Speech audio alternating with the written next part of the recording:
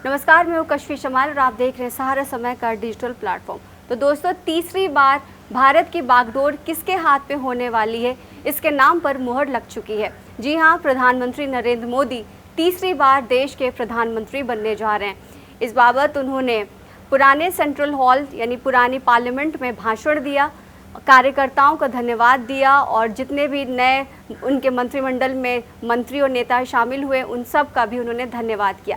लेकिन इसी बीच प्रधानमंत्री ने ईवीएम को लेकर के बुरी तरह से कांग्रेस पार्टी को और ऑपोजिशन को घेरना शुरू कर दिया। प्रधानमंत्री नरेंद्र मोदी ने एक बार फिर ईवीएम पर सवाल उठाने को लेकर विपक्ष के इंडिया गुट पर तंज कसा। पुराने संसद भवन के सेंट्रल हॉल में उन्होंने एनडीए को सभी नए सांसदों और राज्यों के मुख्यमंत्रियों और दूसरे नेताओं की बैठक हुई।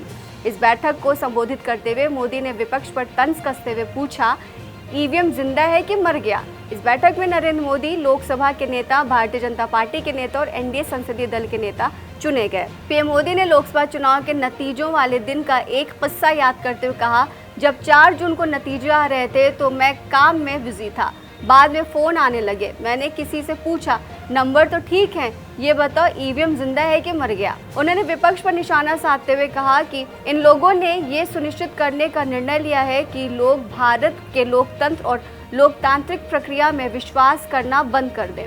उन्होंने लगातार ईवीएम का दुरुपयोग किया। मुझे लगा था कि वो ईवीएम की शव यात्रा निकालेंगे, लेकिन 4 जून के शाम तक उनके मुंह पर ताले लग गए। ईवीएम ने उनको चुप करा दिया।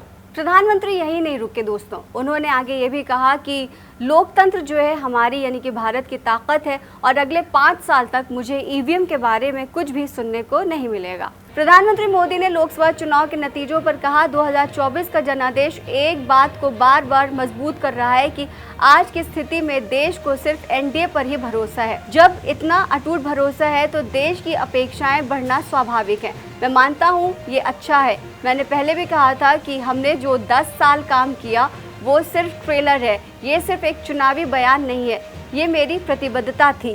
प्रधानमंत्री मोदी ने विपक्ष पर हमला बोलते हुए ये कहा कि एनडीए की ताकत को पूरी दुनिया ने देख लिया है और हर कोई जानता है कि एनडीए की ताकत उसको कोई हरा नहीं सकता। और उन्होंने साथ ही साथ ये भी कहा कि अगले 10 साल के बाद भी कांग्रेस पार्टी 100 का आंकड़ा भी छू नहीं सकेगी। उन्हें कहा कि लोकसभा चुनाव 2024 के जो नतीजे हैं, अगर हर पैरामीटर पर देखेंगे तो दुनिया ये मानती है और मानेगी कि ये एनडीए की महाविजय है।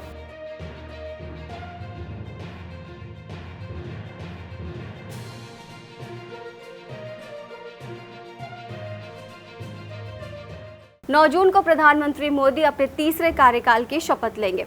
फिलहाल ताज़ा अपडेट्स के लिए देखते रहिए सहारा समय का डिजिटल प्लेटफॉर्म।